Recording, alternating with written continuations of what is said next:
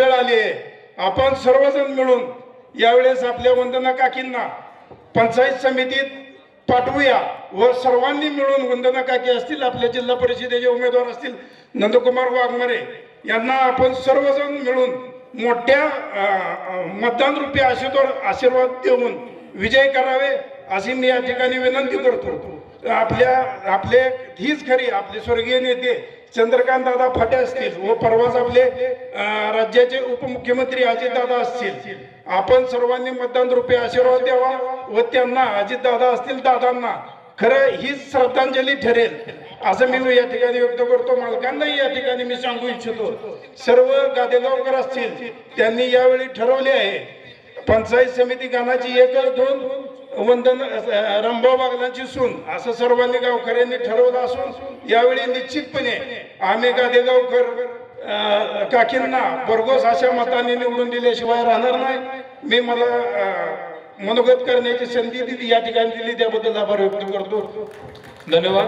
यानंतर जिल्ह्याचे आमदार सन्माननीय प्रशांत मालक यांना मी नम्र विनंती करतो की आपण आपलं मनोगत व्यक्त करावं.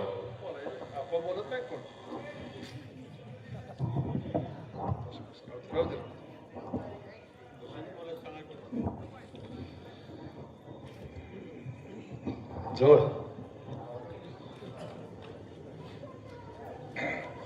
नमस्कार. सर्वप्रथम स्वर्गीय मोठ्या मालकांचे आणि स्वर्गीय रामभाऊ बागल यांच्या प्रती विनम्र आदरांजली अर्पण करतो. आज जवळजवळ 4-5 सभा होत्या, एक सभा करत मी पुढे आता तिकडे समाधान दादा बोलतील असं आम्ही करत आज 5 गावं संध्याकाळी कव्हर करतोय. दिवस थोडे आहेत. जिल्हा परिषद पंचायत समिती निवडणुकीच्या प्रचार सभेसाठी उपस्थित असलेले आमचे सहकारी भास्करराव कसगावडे, उपस्थित असलेले शशिकांत अप्पा, आमचे ज्येष्ठ सहकारी सन्माननीय पोपटरावजी रेडे, शिवाजी अण्णा बागल, मोहनप्पा बागल, बंडू अण्णा बागल, बाळासाहेब बागल, नामदेव अप्पा बागल, पंडाप्पा बागल, महादेव अण्णा बागल, महादेव फाटे, अरुण बागल, संभाजी बागल, विक्रम बागल, अण्णा फाटे, लक्ष्मण कांबळे, राजेंद्र मस्के, सौदागर मस्के, प्रणयजी कांबळे, सुरेश मस्के, सुधाकर मस्के, दत्तात्रय कांबळे, दत्ता हुंडेकरी, मोहन हुंडेकरी, राजू यादव, धनंजय बागल, बळी गिड्डे, चारुदत्त पाटील, सुधाकर फाटे, शांतीनाथ कोळी, सुधाकर फाटे, प्रकाश कोळी, जावेद काय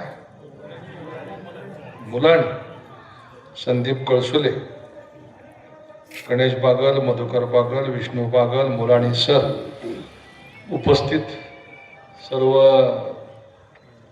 वडीलधारी मंडळी, माता भगिनी आणि तरुण सहकारी मित्र, अजून 7 वर्षाच्या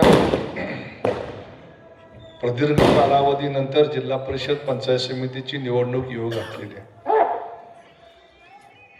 त्यामुळे एक पिढी आपण म्हणतो दर 10 वर्षांनी बदलते, तशी राजकारणामध्ये एका पिढीची संधी थोडी 4 वर्ष पुढे गेली आणि मग इच्छा प्रत्येकाला राजकारणामध्ये राहते आणि का राहू नये.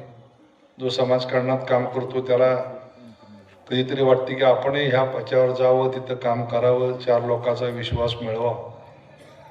पण जागा असती एक, इच्छुक असतात 5, निवड करणं खूप अवघड असतं. पण तरीसुद्धा अनेक इच्छुक होते. त्या इच्छुकांना मी मनापासून धन्यवाद देतो की आपण सगळ्यांनी इच्छा व्यक्त केली, आपण ताईंना उमेदवारी दिली.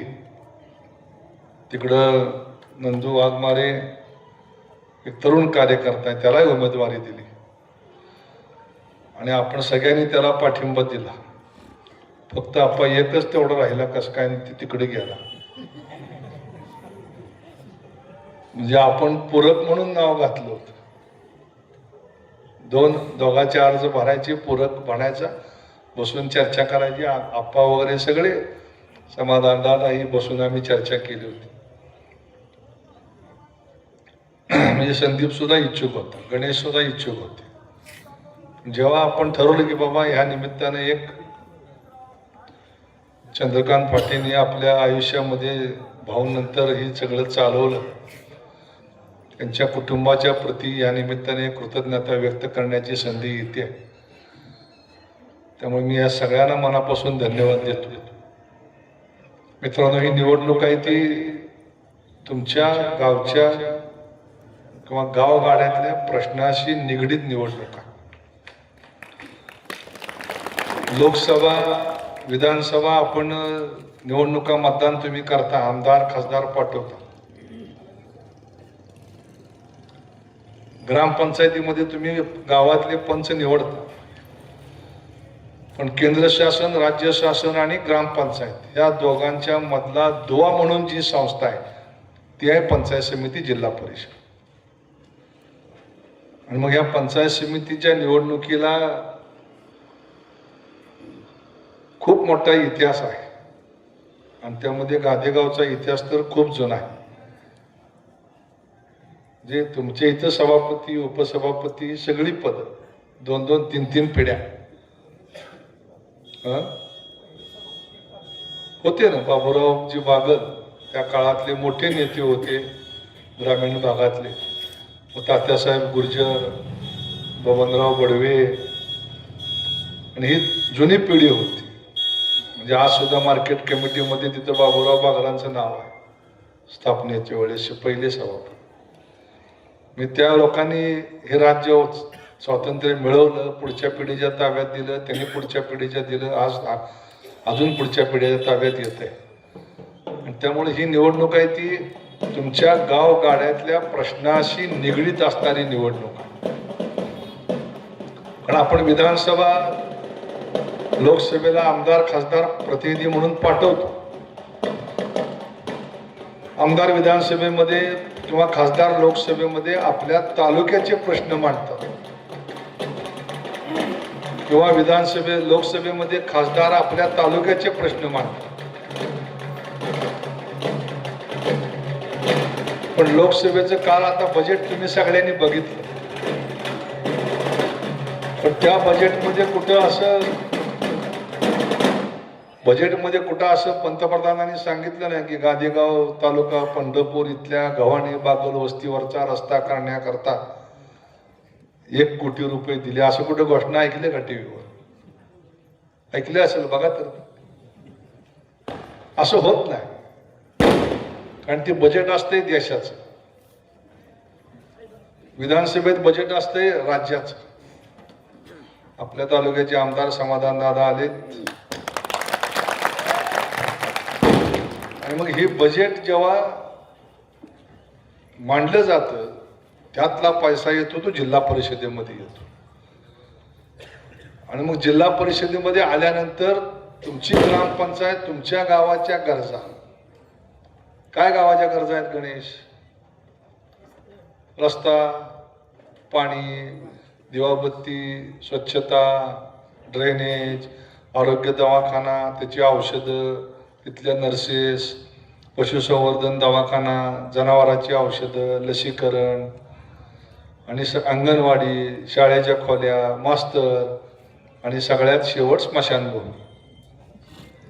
म्हणजे जन्मल्यानंतर कोणा जायचंच आहे, प्रत्येकाला जायचं, ते काय कोणाला चुकलेलं नाही. त्यामुळे या सगळ्या गरजा आहेत. या दादा इकडे या, युवराज दादा आले, त्यांचे स्वागत. या सगळ्या गरजा भागवणारी, बसा ना तुम्ही. आता तालुक्यातलं ज्येष्ठ असल्यामुळे मला सगळ्याची काळजी करावी लागते. मीच ज्येष्ठ आहे की आता. सगळी जुनी पिढी होती ती गेली, त्यामुळे सगळ्याला सांभाळून घ्यायचंय म्हणून कल्याणरावला सांभाळून घेतोय, गणेश दादाला घेतोय.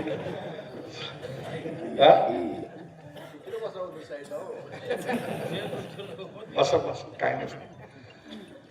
त्यामुळे ही निवडणूक तुमचे गावातले जे पाणी, वीज, दिवाबत्ती, शौचालय, घरकुलं, आरोग्य ह्या प्रश्नांची निवडणूक आहे.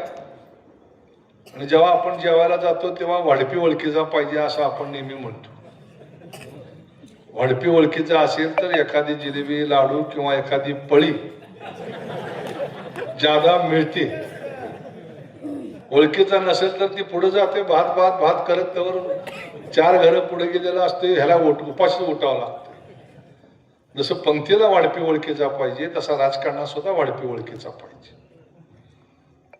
पूर्वीचं राजकारण वेगळं होतं, आता थोडं राजकारण बदललंय.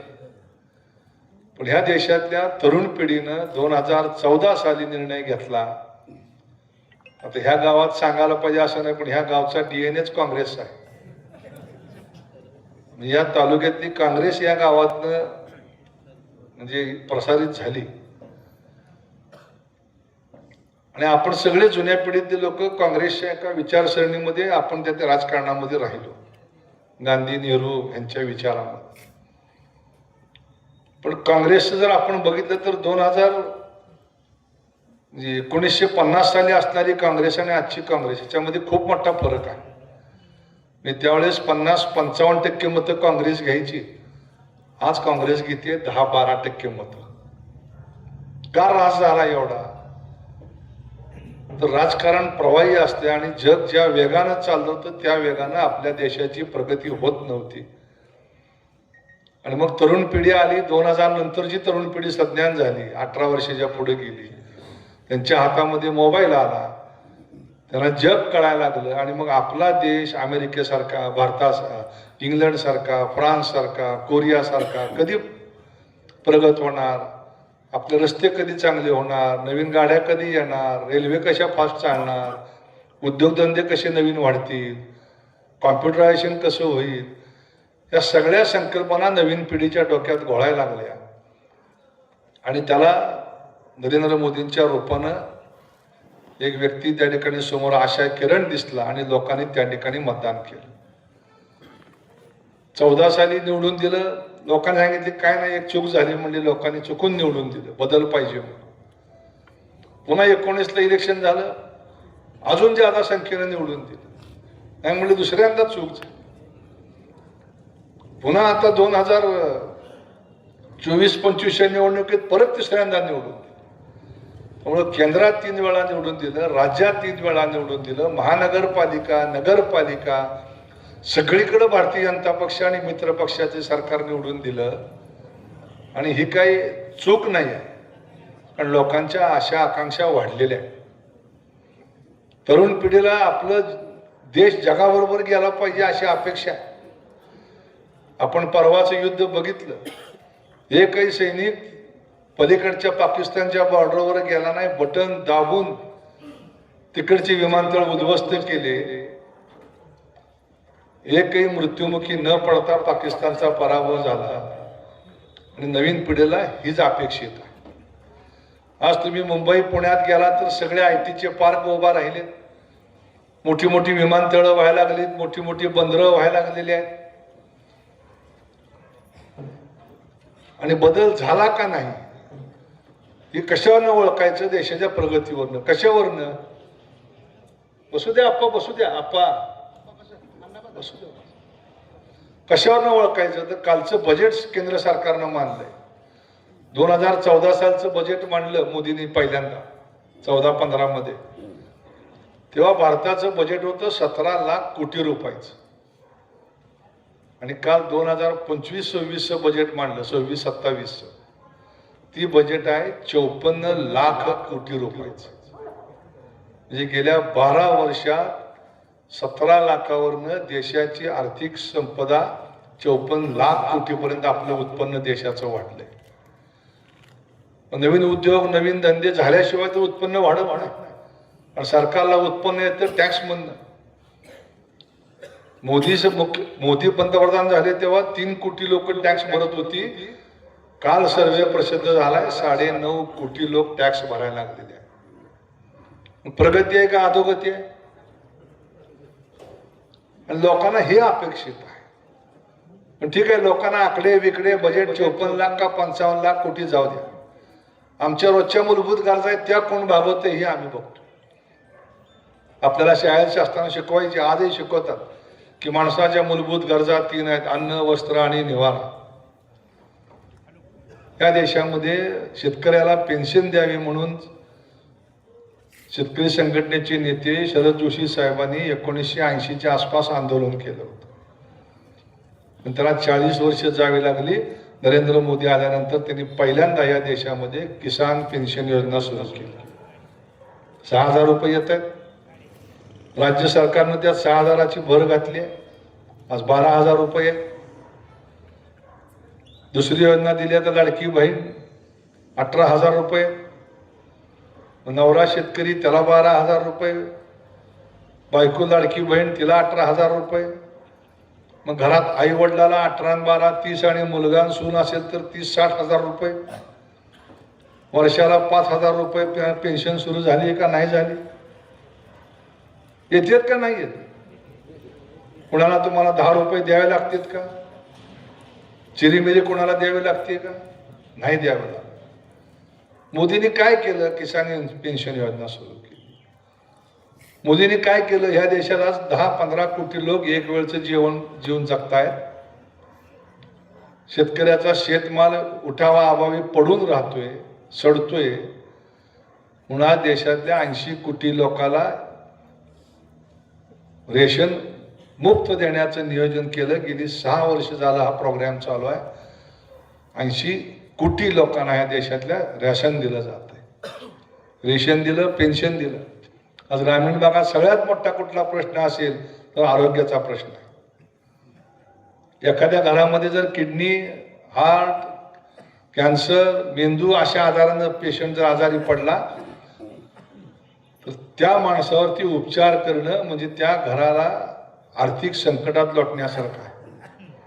दवाखान्यात तुम्ही गेला की लगेच डॉक्टर 50,000ची चिठ्ठी, एवढी औषधं घेऊन या म्हणतो की गणेश बागलाकडे गेले की तेवढी औषधं घेतली की 50,000 द्यावे लागतात. पोपटरावला बी द्यावं लागतं. द्यावं लागतील का नाही द्यावं लागतं? आज मोदीजींनी निर्णय घेतला आणि ह्या देशातल्या गरिबाला पहिल्यांदा मेडिकलची सुविधा दिली पाहिजे. 5 लाख रुपयापर्यंत इन्शुरन्सचं कव्हरेज. आणि दरवर्षी एकदा नाही, ह्या वर्षी 4 लाख चुकून जर कोणाच्या आजारावर खर्च झाले, पुढच्या वर्षी अजून कोणी आजारी पडलं तर परत 5 लाख.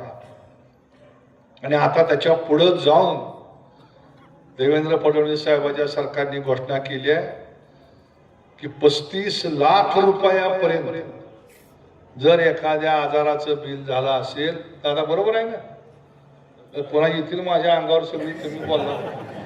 मला असं आमदार साहेबांनी सांगितलं बरं का. 100% जेव्हा देवाभाऊ सांगते तेव्हा सत्य असतं. 35 लाख रुपयापर्यंतचा खर्च राज्य सरकार उचलणार आहे. आज आम्ही चिठ्ठ्या देतो मुख्यमंत्री फंडात 1.5 लाख, 2 लाख, 2.5 लाख मिळते. ते आता त्यांनी अमाऊंट 35 लाखापर्यंत नेलेली आहे. ज्या आपल्या राज्यातल्या माणसाला उपचाराअभावी मृत्यू आला नाही पाहिजे. मृत्यू आपल्या हातात नाही, पण उपचार करणं आपल्या हातात आहे. हा निर्णय या सरकारने घेतलेला आहे. उज्ज्वला गॅस योजनेच्या माध्यमातून बीपीएल खालच्या लोकांना आज 12 सिलेंडर असतील किंवा जनरल कॅटेगरीमध्ये 3 सिलेंडर असतील. सगळ्या श्रीमंताच्या सबसिड्या काढून टाकल्या आणि गरिबाला देण्याचं काम सुरू केलं. हा निर्णय मोदींनी घेतला. जर तुम्ही 435 रुपये वर्षाला भरले, शेतकरी, शेतमजूर, रस्त्यावर काम करणारा, घरात धुणी भांडी करणारे असू द्या महिला, तिला 435 रुपये भरले तर तिला जर चुकून अपघात झाला तर 2 लाख रुपये विम्याचं संरक्षण. हा निर्णय मोदी साहेबांनी घेतला. जीवन ज्योती विमा, जीवन सुरक्षा विमा.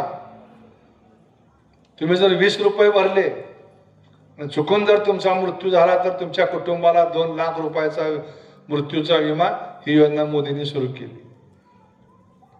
तुम्ही जर 18 वर्ष पूर्ण केली आणि जर महिन्याला तुम्ही 100 रुपये भरले आणि असं जर तुम्ही 40 वर्षापर्यंत बँकेत पैसे भरले आणि जेव्हा तुमचे हातपाय थांबतील, तुम्हाला काम होणार नाही, वयाच्या 60 वर्षापासून मृत्यू येईपर्यंत दर महिन्याला 5,000 रुपयाची पेन्शन या ज्येष्ठ नागरिकाकरता असणारी योजना जाहीर केली, अटल पेन्शन योजना. किती लोकांना माहित आहे आपल्याकडे? 18 वर्ष झाले की त्याने खातं उघडायचं आणि पैसे भरायचे. 60 वर्षानंतर मरेपर्यंत त्याच्या कुटुंबाला ती पेन्शन मिळणार आहे. नवरा गेला तर बायकोला मिळणार आहे. हे सर्वसामान्य माणसाच्या गरजा आहे. या देशात 11 कोटी लोकांना घरं नव्हती. 19 साली मोदींनी घोषणा केली, 19 ते 24 मध्ये 4 कोटी लोकांना घरं, 4 कोटी कुटुंबाला घरं दिली. 11 कोटी कुटुंबाला घरं नव्हती. म्हणजे 50 ते 55 कोटी लोक ज्यांना घर नाही. आज गादे गावामध्ये किती घरं मिळाली? 220 घरं गेल्या वर्षी मिळालेली आहे. म्हणजे पूर्वी 2, 5, 8, 10 यायची. आता 100च्या भाषेत यायला 200, 300. टाकळेला आता बघितलं मी 400 घरं आली. काल काशेगावला बघितलं गेल्या वर्षी 750 का 800 घरं आली. विहिरीची योजना आहे, 5 लाख रुपयापर्यंत किंमत वाढवलेली आहे. मशीननं काढायला त्याला परवानगी दिलेली आहे. नॅशनल हायवेची कामं चालू आहेत, रेल्वेची कामं चालू आहेत. काल बजेट जाहीर झालं.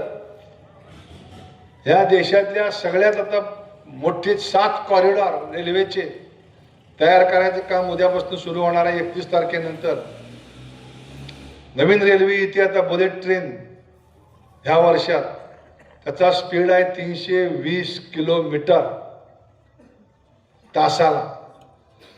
आणि मुंबईतनं तुम्ही पुण्यात यायचं असेल तर 35 ते 40 मिनिटात पुण्यात येणार. 2 कॉरिडॉर महाराष्ट्राला मिळालेत, एक मुंबई पुणे आणि मुंबई दिल्ली.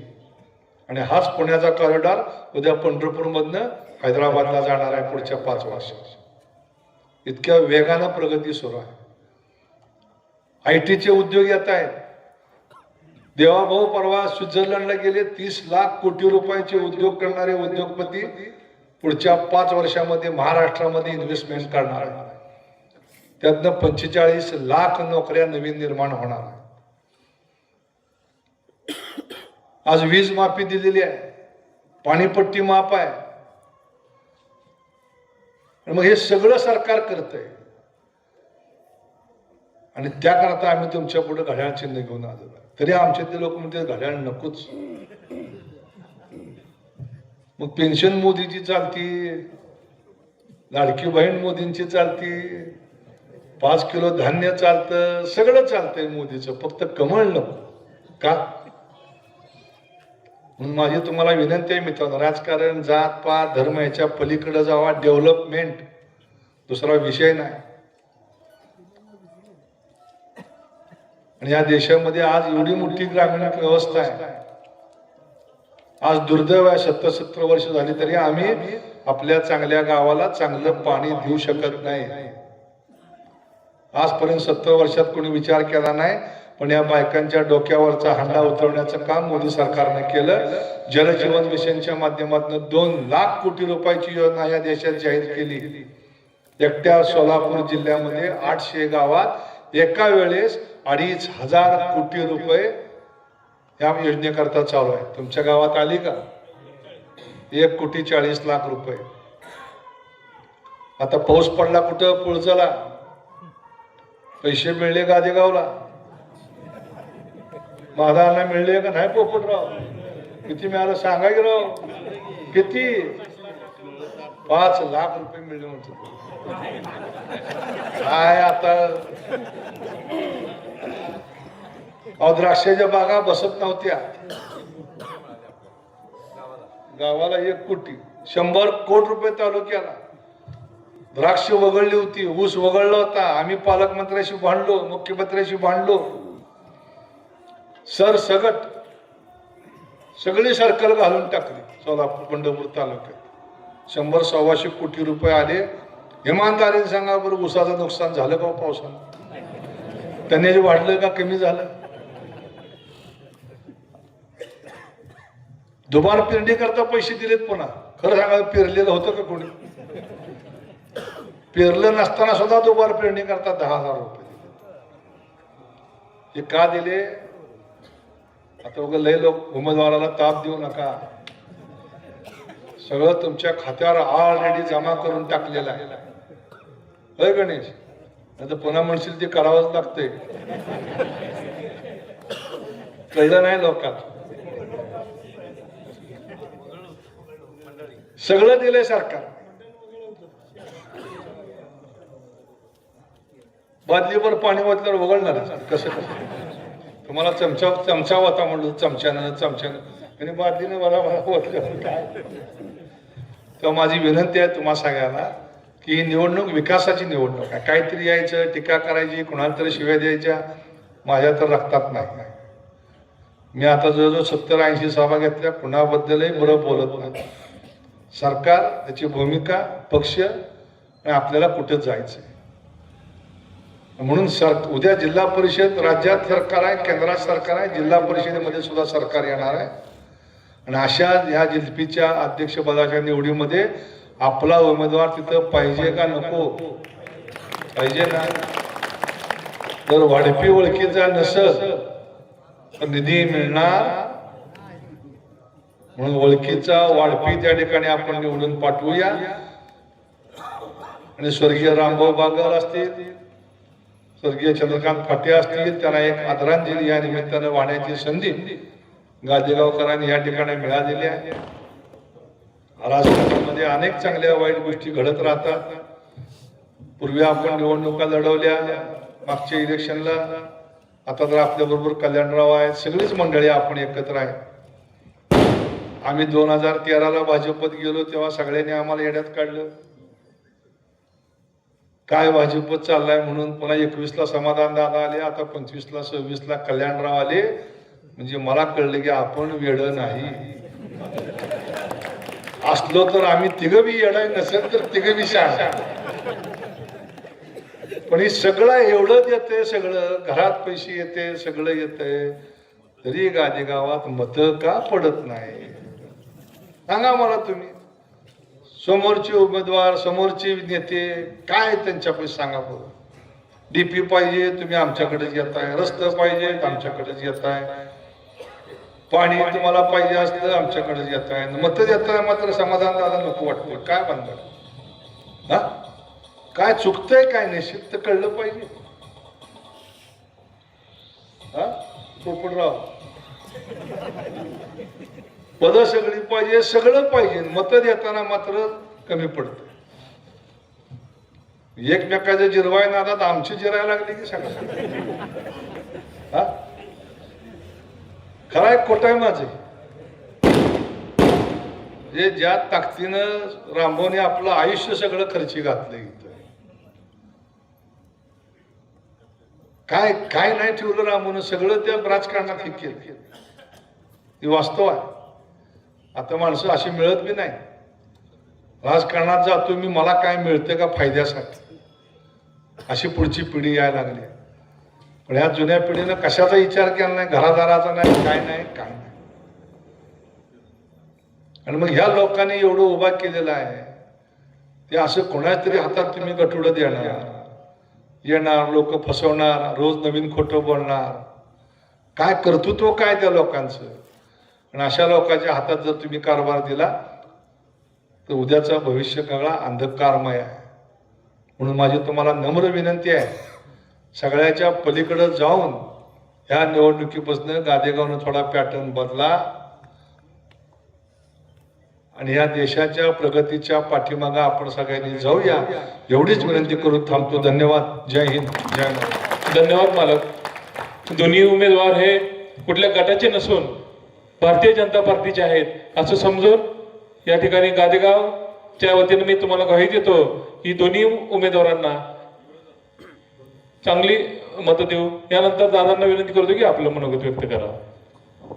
आज भारतीय जनता पार्टीच्या प्रचाराच्या निमित्तानं जिल्हा परिषद पंचायत समितीच्या उमेदवारांच्या प्रचारासाठी उपस्थित असलेले स्टेजवर जिल्ह्याचे नेते आदरणीय प्रशांत मालक, तसेच या तालुक्याचे आमदार समाधान दादा, आमचे सहकारी कल्याणरावजी काळे साहेब व स्टेजवर उपस्थित असलेले उमेदवार, सर्व मान्यवर नेते मंडळी आणि समोर बसलेले तरुण मित्र आणि बंधू भगिनींनो, आज भारतीय जनता पार्टीच्या प्रचाराच्या निमित्तानं आम्ही आपल्याला कमळावर बटन दाबा हे सांगण्यासाठी सर्वजण मिळून एकत्र आलेलो आहे. एकत्र यायच्या त्याचं कारण असं आहे की या तालुक्यात जे राजकारण वेगळ्या वळणावर चाललेलं आहे ते कुठेतरी थांबलं पाहिजे. जी कोण लोक चांगली आहेत किंवा चांगल्या विचाराची आहेत अशा लोकांना थोडं, गादेगाव तसं सुजले गाव आहे, त्या लोकांनी याचा विचार करून, मालकाने आता सांगितलं तर आता विचार करण्याची वेळ आलेली आहे. जिथं आपल्याला सर्व आपली कामं होतात अशा पक्षाच्या मागे जाणं आज काळाची गरज आहे. म्हणून आपण येणाऱ्या 7 तारखेला कमळ या चिन्हाचं बटन दाबून सर्व उमेदवार, म्हणजे जिल्हा परिषदचे 8 आणि पंचायत समितीचे 16 सर्व उमेदवार आपण निश्चित निवडून द्यायचा आणि जिल्हा परिषदेवर 100% भाजपची सत्ता येणार आहे हे विसरून चालणार नाही. तर आपण कुठल्याही परिस्थितीत कुठलीही गफलत किंवा भूलथापाला बळी न जाता 100% मतदान करावं. परत एकदा या गावाचं नाव तालुक्याला आघाडीवर असावं अशी विनंती करतो. माझे 2 शब्द थांबतो. धन्यवाद दादा. यानंतर सन्माननीय समाधान दादांनी आपलं मनोगत व्यक्त करावं असं मी त्यांना विनंती करतो.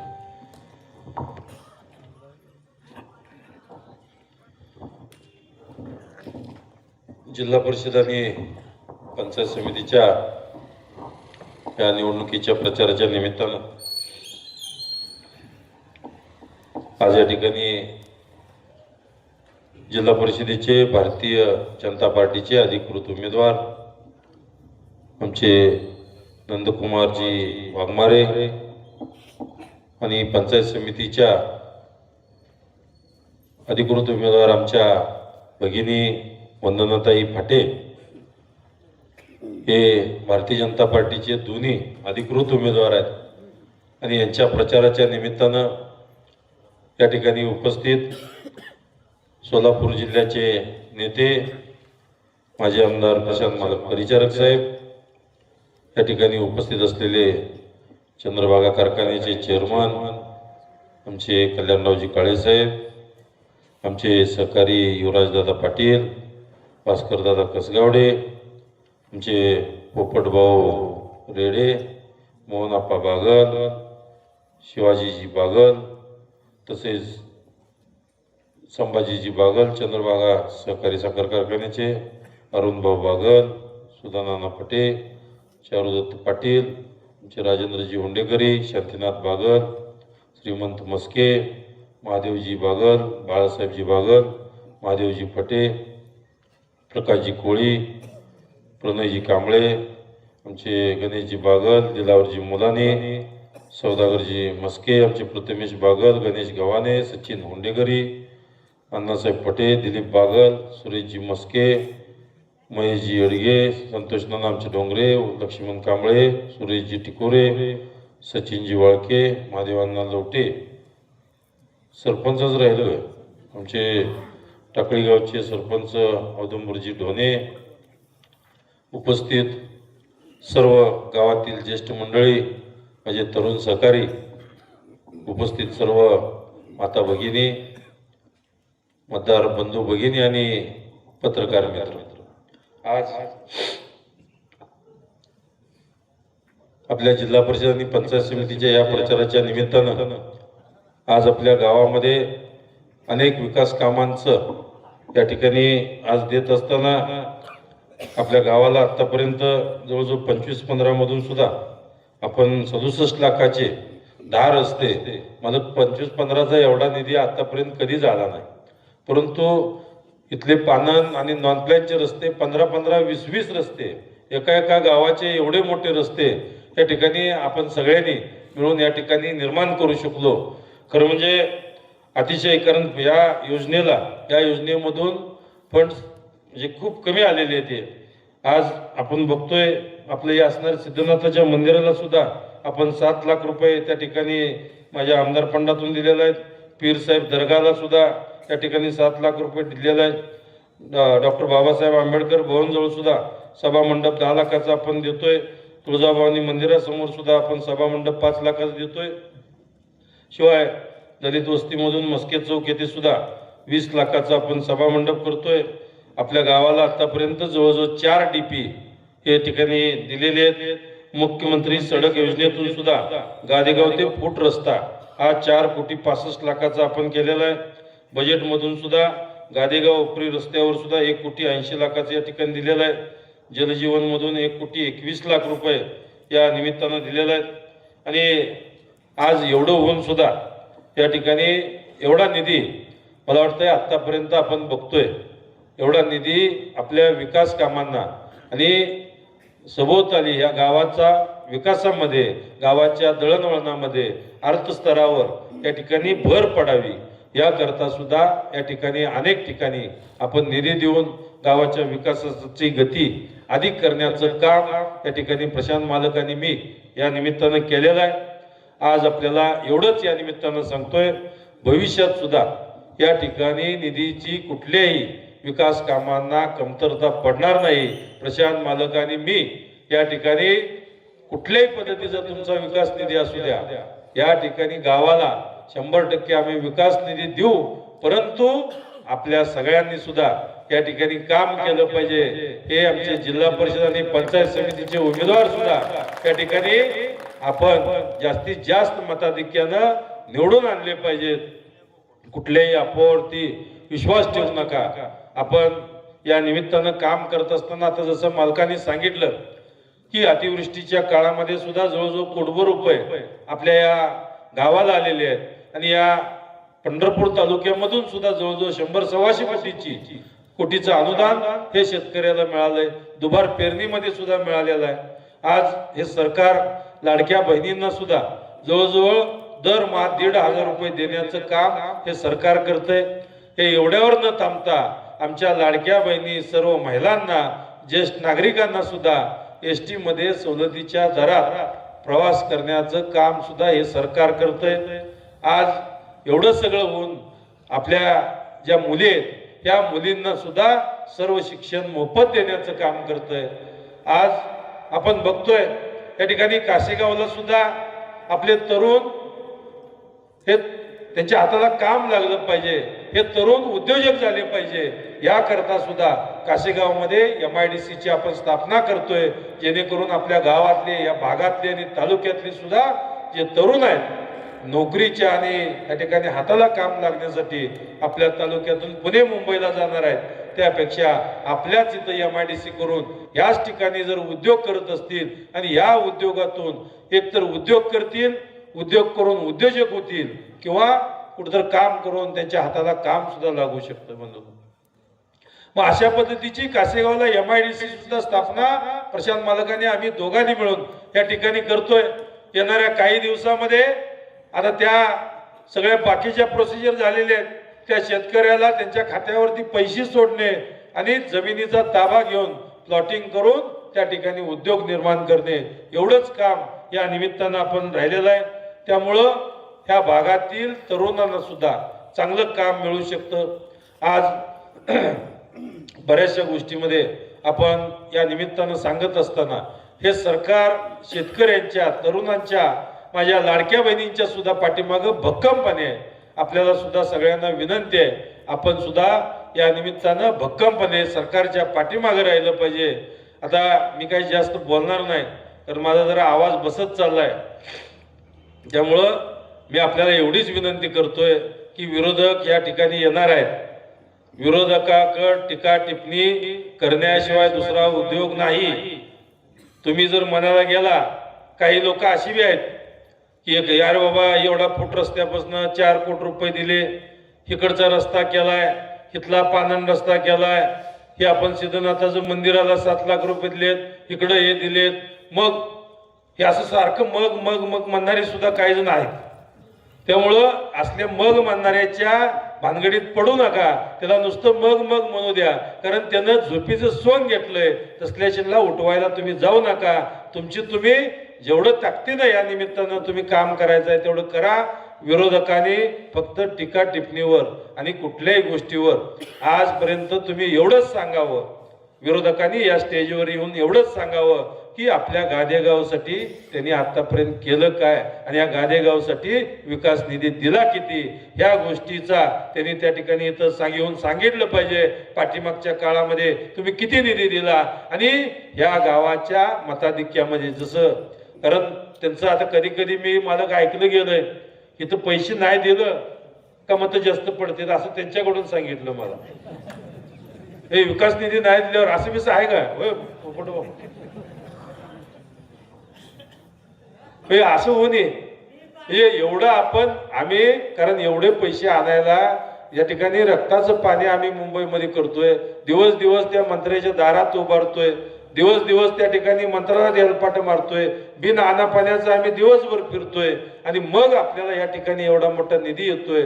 आम्ही करतोय हे तुमच्या विकासासाठी करतोय आणि या गोष्टीची सगळ्यांनी आपण या निमित्तानं खरं म्हणजे काळजी घेतली पाहिजे. माझा दोष तुमच्यावर 100% नाही, परंतु आपण कुठेतरी बदल केला पाहिजे. आपण हा बदल करत असताना विरोधकाच्या टीका टिप्पणी जाऊ दे ते एकदम ह्याच्यावर आहेत, गाडी फ्लाईट मोड आहे. तर आपल्याला एवढंच सांगायचं आहे, विरोधक येणार, टीका टिप्पणी करणार आमच्यावर, मताचा जोगवा मागणार, मताची त्यांची जुळी भरली का परत तुमचा फोन बी उचलायच नाही, तुमच्या कामाला यायचं नाही, कुठं काय काय झालं काय नाही हे सुद्धा बघायचं नाही. अहो मला काल तिथलं दहिवडी गणातला एक पंचायत समिती गणाचा उमेदवारांनी पंचायत समितीच्या पाठिंबा आपल्याला दिला त्यांच्या पॅनल मधला. मग ते पहिल्यांदा आला, मग आल्यानंतर त्यानं त्याची इच्छा व्यक्त केली. दादा म्हणजे मला काय डायरेक्ट म्हणला नाही, मध्यस्थ्यामार्फत म्हणला की दादा मला तुम्हाला भारतीय जनता पार्टीला पाठिंबा द्यायचा आहे.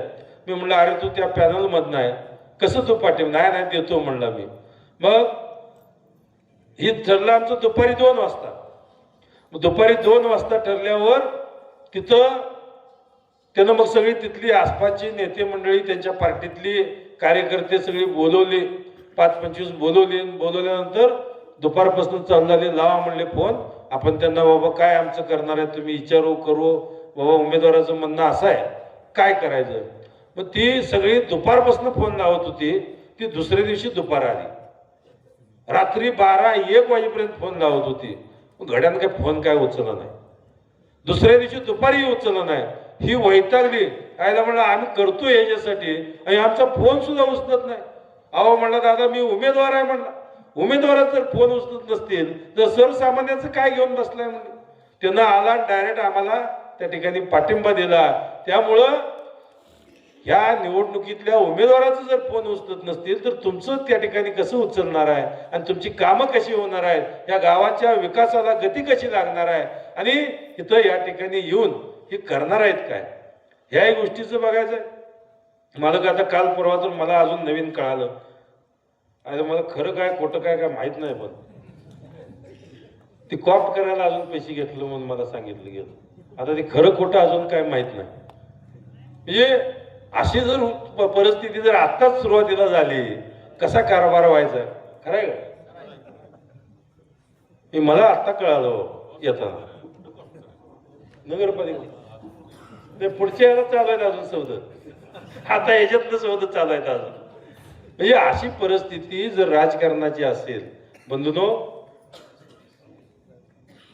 आकडा काय 20 लाख असू नये तर काय 25 असू काय तुला घेतलं एवढं खरं आहे. इथं घेऊन मला काय तिथली तशीच परिस्थिती आहे, तिथली गोष्ट घेतली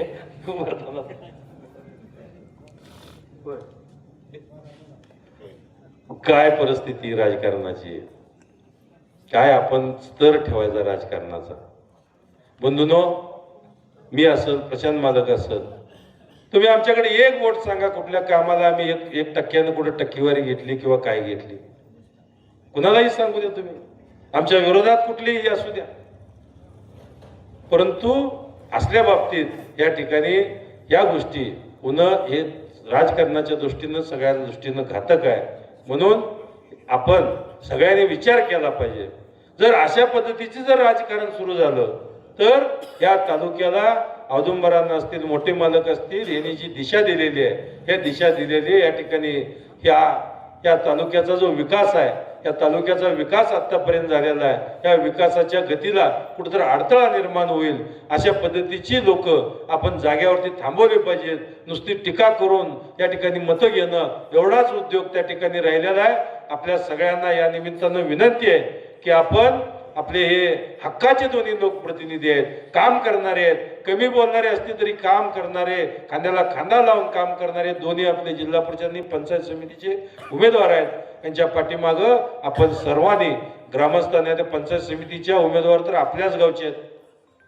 या ठिकाणी म्हणजे स्वर्गवासी रामभाऊ बागल आणि आमचे चंदूदादा यांचाही परिचय या ठिकाणी आहेत.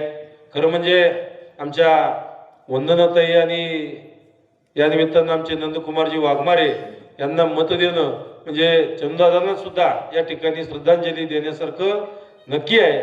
आपल्या सगळ्यांना विनंती आहे की येणाऱ्या 7 तारखेला आपण सगळ्यांनी कमळाच्या समोरील बटन दाबून भरघोस मताने या ठिकाणी निवडून द्यावं ही विनंती करतो आणि थांबतो. जय हिंद, जय महाराष्ट्र. धन्यवाद दादा. विकासरूपी आशीर्वाद असा आमच्या गावाशी पाठीशी राहू द्या. येणाऱ्या काळामध्ये भारतीय जनता पार्टीशी आम्ही मतदान रूपानं तुमच्या पाठीशी खंबीरपणे उभे राहू. यानंतर चेअरमन श्री कल्याणजी काळे साहेब यांना विनंती करतो की तिने आपले विचार व्यक्त करावे. ओके. सन्माननीय कल्याणजी काळे साहेब. काळजी घ्या, दवाखान्यात जाऊ आमदार साहेब. जिल्हा परिषद पंचायत समितीच्या या प्रचार सभेला उपस्थित असणारे वेळ कमी आहे, त्यामुळे स्टेजवरील सर्वच मान्यवर या जिल्हा परिषदचे उमेदवार आपल्या टाकळी गावचे नंदकुमार वाघमारे, दुसरे पंचायत समिती उमेदवार वंदनाताई फाटे या दोन्ही उमेदवारांना निवडून द्यावं ही विनंती करण्यासाठी आम्ही आज आपल्यापर्यंत आलेलो आहे.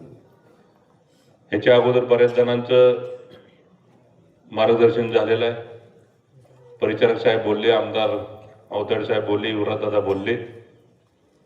तर मला एवढंच सांगायचं आहे, वेळ कमी आहे, पण जिल्हा परिषद पंचायत समिती ही निवडणूक खरं आपल्या सर्वसामान्य कार्यकर्त्याची निवडणूक आहे. आणि खरोखरच मी भाजप आणि परिचारक साहेबांना आपल्या सर्वांच्या वतीनं धन्यवाद देतोय. कारण एका बाजूला आपण बघतोय एकमेकाच्या विरोधात आपण होतो आणि त्या विरोधात असताना सुद्धा अचानक आपल्याला राष्ट्रवादीच्या चिन्हावर महायुतीच्या माध्यमातून निवडणूक लढवायची हे दीड महिन्यापूर्वी आमचं ठरलं होतं. पण अचानक काय झालं आणि शेवटच्या 2 दिवसापूर्वी आपण अर्ज पण भरले होते आणि शेवटच्या 2 दिवसात EB फॉर्म आपल्याला न मिळता एका आमदारांना आणले. सगळे आम्ही एकत्र करतो वगैरे असं काय लबाड बोलायची सवयच आहे, त्यामुळे काय अडचण नाही. आणि मग या सगळ्या गोष्टी करून दादांना सांगून आणले. दादा म्हणजे माझं बोलणं झालं. दादा म्हणजे ती निवडणूक होती, निवडणूक झाल्यावर आपल्याला आपण दुर्दैवानं दादा पण गेले. पण मला एवढंच सांगायचं आहे की एका बाजूला 3-4 वेळा आपण परिचारक साहेबांना विरोधात आपण सगळेजण आपल्या दादांपासून विरोधात आपण काम करत होतो. पण ज्या टायमाला आपण सर्वजण एकत्र यायचं म्हणल्यानंतर ठरल्यानंतर त्यांनी कुठलाही वेडावाकडा कुठलाही विचार न करता आपले जे उमेदवार आहेत सगळे उमेदवार जेवढे आपल्या जागा होत्या तेवढ्या सगळ्या जागा निवडून उमेदवारांना संधी देण्याची जबाबदारी त्यांनी घेतली.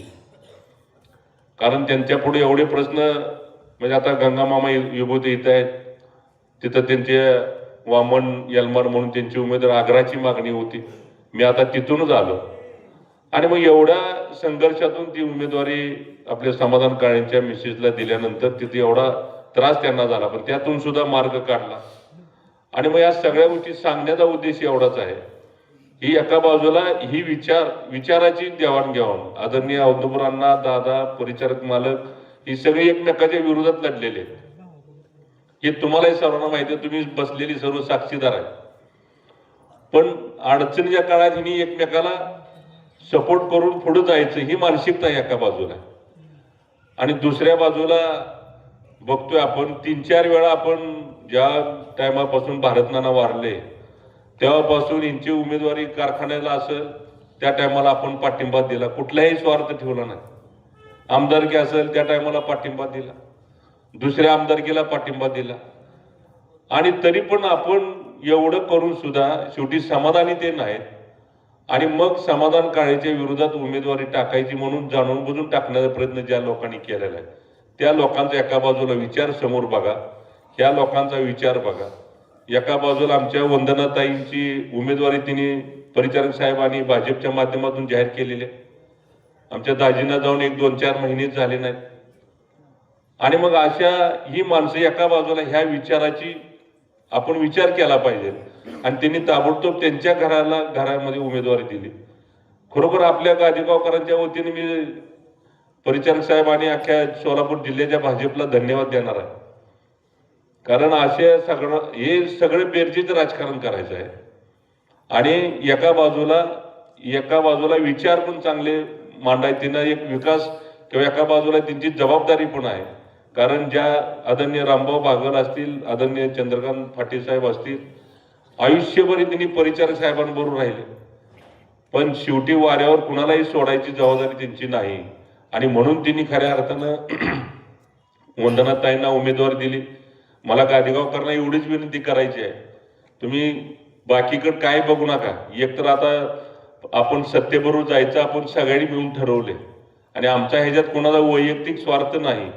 कारण समाधान काळेंची मिसेस उभा राहिली असली तरी ती माझ्या मतदारसंघात आहे. उद्या निवडणूक नाही लढवायची म्हणलं तर तुम्हीच म्हणला असता असा कसा गप बसला. आणि मग खऱ्या अर्थाने विकासाच्या मुद्द्यावर आपण या सगळ्या निवडणुका लढवतोय. आणि मग अशा माणसांना प्राधान्य देणं गरजेचं राहणार आहे. मला आपल्या गादेगावकरांना अगदी कळकळीची विनंती करणार, कारण ते आमच्या बहीण आहेत आणि बहिणीची उमेदवारी आहे म्हटल्यानंतर आपण सगळ्यांनी काळ्या आणि बागलाचं नातं लय जवळच आहे. कोणाला तुम्हाला आम्हाला कोणाला ज्योतिषात सांगायची गरज नाही. आणि मग ती जबाबदारी जसं परिचारक साहेबांनी जबाबदारी पार पाडलेली आहे, त्यांची जबाबदारी त्यांनी पार पाडली. पण आपलं मतदान हे दोन्ही उमेदवाराला आपलं मतदान दिलंच पाहिजे. कारण ही अतिशय महत्वाचं काम आणि ह्याच्यात वैयक्तिक कुणाचा स्वार्थ नाही. उद्या तुम्ही मतदान निवडून दिल्यानंतर आपल्याला जिल्ह्यात जास्तीत जास्त म्हणजे केंद्रात राज्यात भाजपचं सरकार आहे आणि या भाजपच्या सरकारच्या माध्यमातून आपल्याला निधी जास्त आणायचा आहे. आणि मग आता आपण खऱ्या अर्थानं पहिला जो विचार होता त्या विचारानं तालुका आपल्याला एकत्रित करायचा आहे. गट तट असू द्या, ज्या त्या टायमाला ते करता येतील, पण आपल्याला या विकासाच्या कामात अजिबात राजकारण आणू नका अशी माझी कळकळीची विनंती आहे. आणि म्हणून गादेगावातलं एक सुद्धा मत बाजूला नाही गेलं पाहिजे. कारण ज्या परिचारक साहेबांनी उमेदवारी दिलेली आहे, ज्या माऊलीला उमेदवारी दिलेली आहे, त्यासाठी आपल्याला विनंती राहणार आहे. आणि आपण सगळी मिळून ते विचार चांगल्या पद्धतीनं करावा अशी विनंती या निमित्तानं करतो. जास्त वेळ बोलत नाही, कारण 10ला टायमिंग संपतंय. गाव तुमचं अतिशय नियमातलं गाव आहे आणि परत उगं काय तर खोटं अडकावलं म्हणजे परत बिनकामी आम्हाला अडचण होईल. आणि ती काय तुम्हाला कोणाला सांगावं लागत नाही. आणि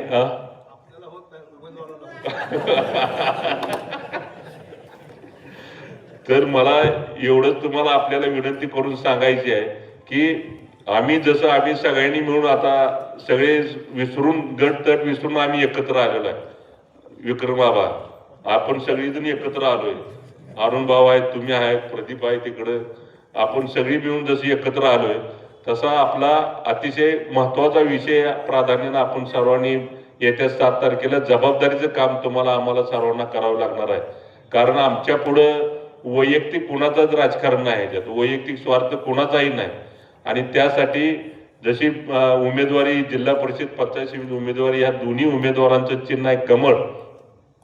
कमळ या चिन्हाच्या समोरील बटन दाबून त्यांना आशीर्वाद स्वरूपी मतदान द्यावं एवढीच विनंती अगदी हात जोडून आपल्याला करतो आणि माझे 2 शब्द संपवतो. जय जय. धन्यवाद. राहिलो कल्याणराव म्हणले ती खरा, ही निवडणूक गादेगावच्या मतावर आहे. पंचायत समितीची जिल्हा परिषदेला तिकडे खर्डी गण आहे, टाकळी गाव आहे मोठं, पण ही टाकळीतनं आता उमेदवार आपल्या विरोधात 4, त्यामुळे तिथं मताचं डिवायडेशन आहे. त्यामुळे ही सगळी निवडणूक गादेगावच्या मताधिक्यावर अवलंबून आहे. त्यामुळे तुम्हाला सगळ्याला शपथ घालून विनंती करतो, सगळ्यांनी प्रामाणिकपणे सहकार्य करा.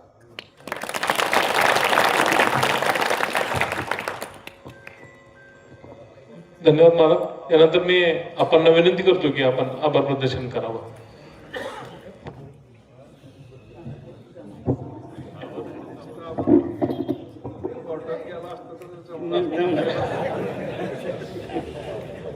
खोटं बोलायला येत नाही.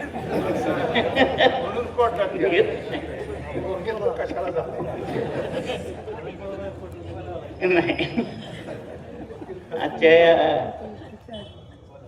प्रचार सभेच्या कार्यक्रमाला उपस्थित असलेले सर्व नेते मंडळी आणि सर्व मतदार बंधू, तुम्ही इथं सर्वजण आल्याबद्दल मी आपला आभार मानतो आणि भरपूर मतदानानं दोन्ही उमेदवार विजयी करावेत असे आवाहन करतो.